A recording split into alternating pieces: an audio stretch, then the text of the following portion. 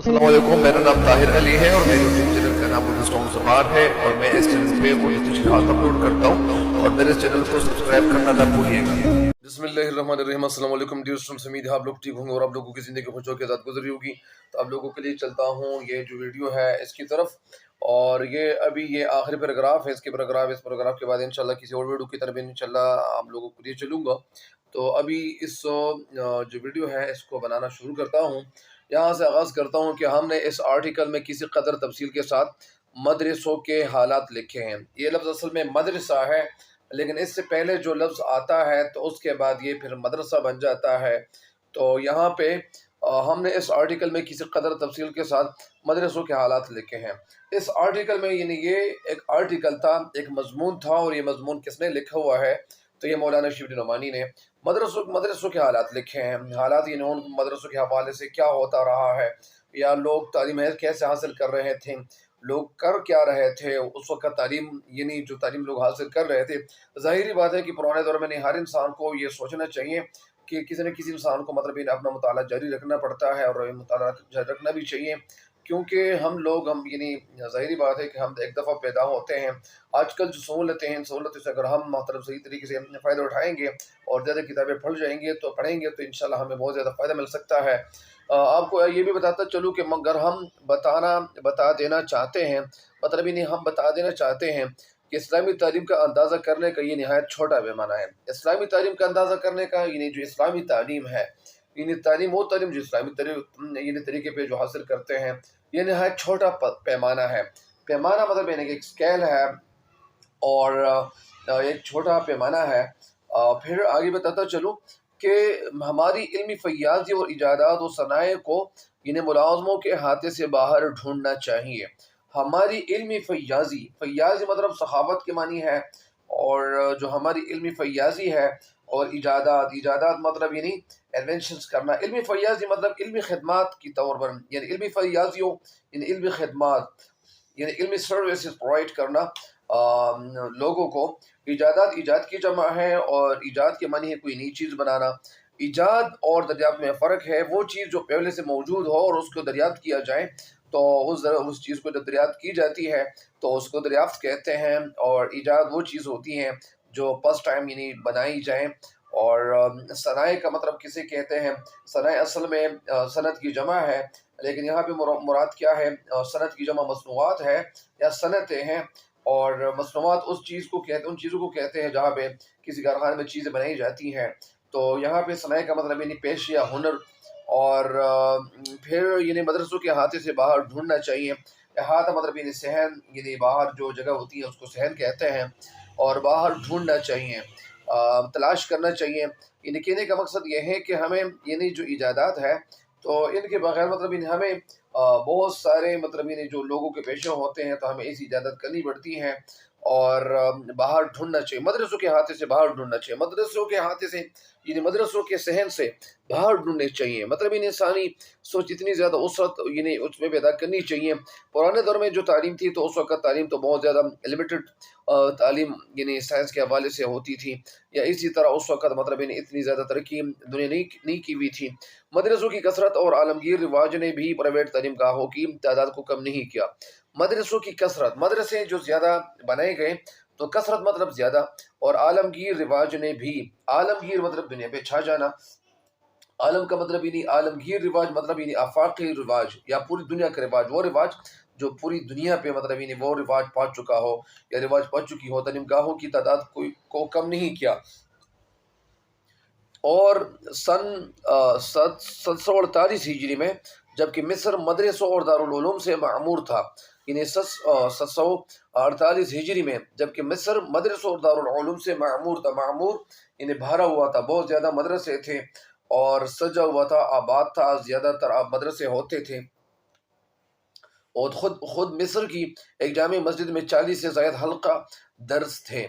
यानी खुद यानी मिस्र की एक जामी मस्जिद जो बड़ी मस्जिद होती हैं, वो मस्जिद जो बड़ी मस्जिद होती हैं जो जिसमें ज़्यादा लोग आते हैं और ज़्यादा लोग मतलब यानी तालीम हासिल करने के लिए आते हैं, या जहाँ पे शागिर्द ज़्यादा होते हैं।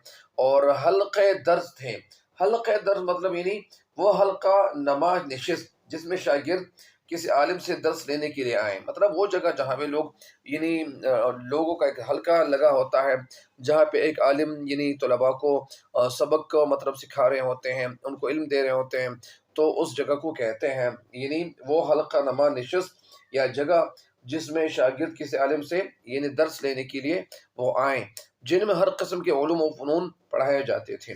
علوم علم کی جمع ہے اور فنون فن کی جمع ہے، تو علوم اور فنون، علوم وہ علم جو مدرسے میں لوگ حاصل کرتے ہیں، اور اس علم کا فائدہ یہ ہوتا ہے کہ یہ مدرسے میں جو لوگ علم حاصل کرتے ہیں تو مدرسے میں زیادہ تر جو عقائد کے حوالے سے انسان کا جو عقیدہ ہوتا ہے، اسلامی نقطۂ نظر سے ساری باتیں ہوتی ہیں، احادیث ان کو سکھائے جاتے ہیں، اور قرآن پاک کے حوالے سے علم ان کو سکھائی جاتی ہے۔ تو اس علم کا فائدہ مطلب صرف نہ دنیا میں ان کو پہنچے گا، بلکہ آخرت میں بھی یہ فائدہ دیتا رہے گا۔ پھر یہ فنون فن کی جمع ہے، اور فنون کو ان کو انگلش میں آرٹس کہتے ہیں، اور پھر فن اسے کہتے ہیں جو فنا ہو جائے۔ تو اسی وجہ سے فنون جتنے بھی ہیں وہ پناہ ہو جاتے ہیں۔ مثال کے طور پر ایک انسان ہے، جب وہ اس دنیا سے چلا جائے، مر جائے، اور اسی طرح وہ فنون کے ساتھ ہی فنا ہو جاتا ہے۔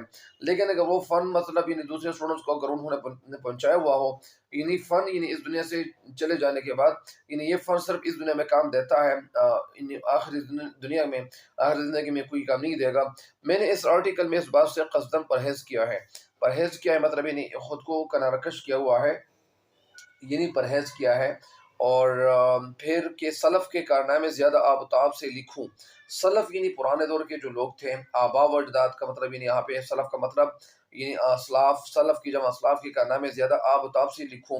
آب و تاب مطلب بہت خوبصورت طریقے سے بڑھا چڑھا کر لکھوں، میں اس میں بڑھائی چڑھائی مطلب اس میں بڑھا چڑھا کر لکھوں، چمک ان میں موجود ہو۔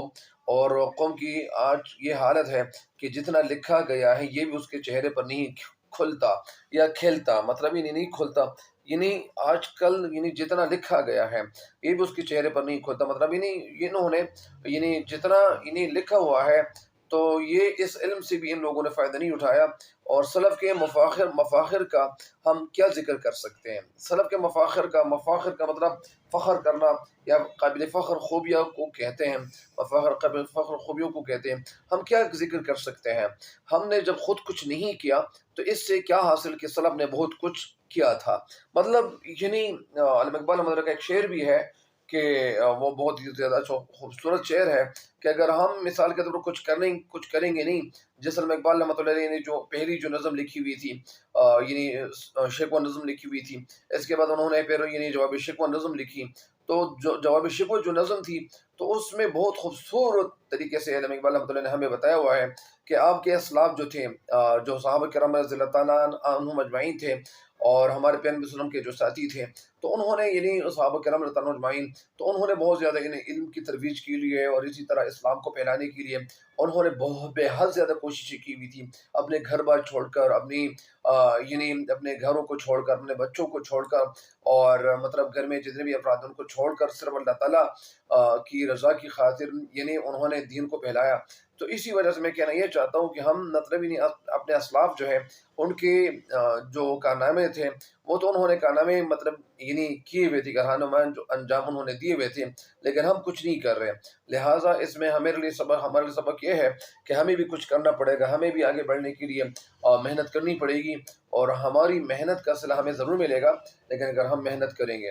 لہٰذا اس میں آج کل کی تعلیم کے حوالے سے بھی یہ بات چھپی ہوئی نظر آتی ہے۔ ایک بات یہ بھی ہے کہ آج کل زیادہ تر لوگ جتنے بھی ہیں وہ مثال کے طور پر جو فراک ویڈیوز دیکھ رہے ہوتے ہیں یا اسی طرح مطلب لیکن ہمیں ساتھ ساتھ ان ویڈیوز کو دیکھنے کے ساتھ ساتھ ہمیں ایسی ویڈیوز بھی دیکھنی چاہیے جن سے ہمیں زیادہ فائدہ ہو، اور جن ویڈیو کو دیکھ کر ہمارا دنیا کے ساتھ ساتھ ہماری آخرت بھی بن جائیں۔ تو بہرحال مجھ امید ہے کہ انشاءاللہ آپ لوگ ان سے فائدہ ضرور اٹھائیں گے، اور میری جتنی ویڈیوز ہیں تو ان ویڈیوز کو ساتھ ساتھ اپنے دوستوں کے ساتھ شیئر ضرور کیجیے گا، تاکہ آپ کے ساتھ ساتھ آپ کے دوستوں تک بھی فائدہ پہنچتا چلا جائے۔ تب تک کے لیے مجھے دیجیے گا اجازت۔ اللہ نگہبان۔